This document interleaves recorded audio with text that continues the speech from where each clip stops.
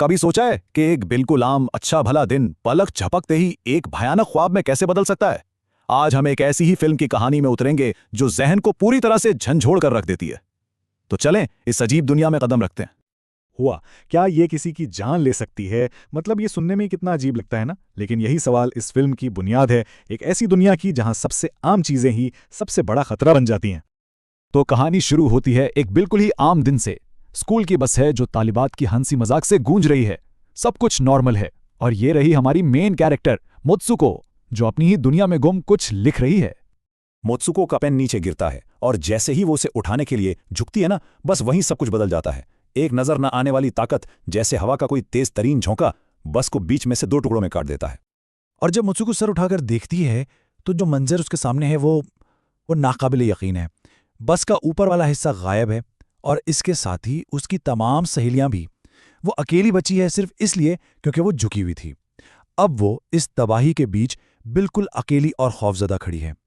तो बस इसी एक लम्हे ने मुत्सुको की पूरी जिंदगी बदल दी और अब इसका सफर शुरू होता है।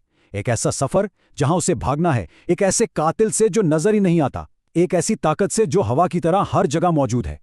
मुत्सुको भाग रही है, लेकिन वो हवा, वो कातिल हवा उसका पीछा ही नहीं छोड़ रही। उसके आसपास लोग मरते जा रहे हैं।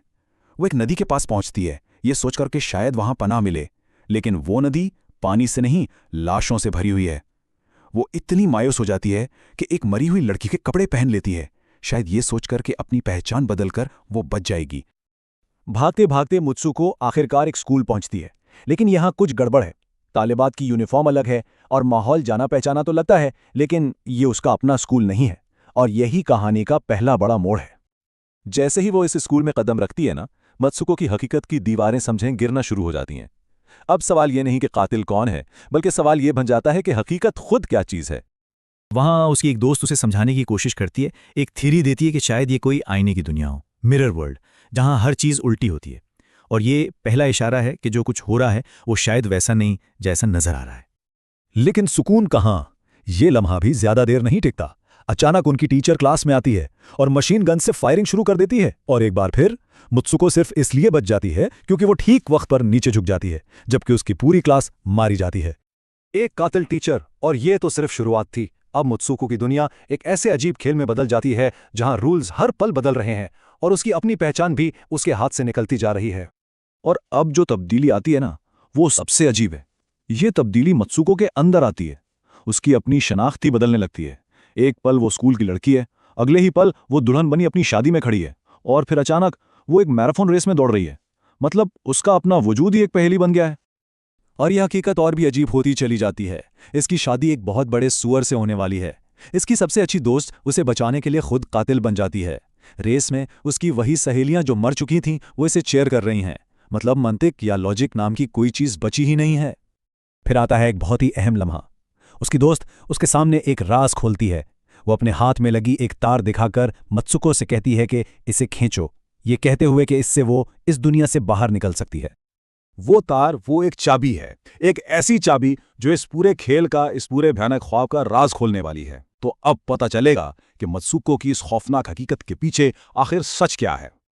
जैसे ही मुत्सुको तार खींचती है, उसकी दोस्त के दो टुकड़े हो जाते हैं और मुत्सुको एक बिल्कुल नई दुनिया में पहुंच जाती है। ये एक अजीब जगह है, यहां सिर्फ मर्द हैं, और वहां एक बूढ़ा आदमी उसे बताता है कि ये सब कुछ एक गेम है जिसे उसी ने बनाया है। तो ये है सबसे बड़ा राज। मुत्सुको कोई असली इंसान नहीं है, बल्कि एक वीडियो गेम का कैरेक्टर है। उसे बताया जाता है कि असल मुत्सुको तो कब की मर चुकी है और उसके डीएनए को इस्तेमाल करके उसे इस गेम में बार बार बनाया जाता है। जब गेम का बनाने वाला उसे आखिरी लेवल पूरा करने का हुक्म देता है, तब मुत्सुको को अपनी दोस्त की वो बात याद आती है कि अगर अपनी किस्मत बदलनी है तो कुछ नामुमकिन करना होगा। और बस इसी लम्हे मुत्सुको एक फैसला करती है। वो अब कोई कठपुतली बनकर नहीं रहेंगी। वो अपनी लिखी हुई किस्मत के खिलाफ बगावत करेगी, अपने बनाने वालों के खिलाफ। वो समझ जाती है कि इस गेम का उसूल क्या है, इसे कंट्रोल किया जाना है। तो वो नामुमकिन काम करती है। वो गेम के आखिरी लेवल को खेलने से ही इनकार कर देती है और अपनी मर्जी से अपनी जान लेकर उस गेम को ही तोड़ देती है। वो इस बूढ़े आदमी की छड़ी छीनती है और सीधा अपने पेट में मार लेती है। ये एक ऐसा कदम था जिसकी गेम बनाने वाले ने कभी उम्मीद ही नहीं की थी। वो अपने ही किरदार को अपनी मर्जी से ख़त्म कर देती है। गेम में मरने का नतीजा क्या निकलता है? वो अपनी आंखें खोलती है एक बज़ाहिर हकीकी दुनिया में, एक बर्फानी मैदान में। लगता है जैसे उसने गेम को तोड़ दिया है और अपनी किस्मत को अपने हाथ में ले लिया है। लेकिन फिल्म हमें एक आखिरी सवाल के साथ छोड़ जाती है। क्या मुत्सुको वाकई में आज़ाद है, या ये आज़ादी भी उसी गेम का एक और पहले से भी ज़्यादा पेचीदा लेवल है? इसका जवाब हमें नहीं मिलता। ये हमें खुद सोचने पर मजबूर करता है।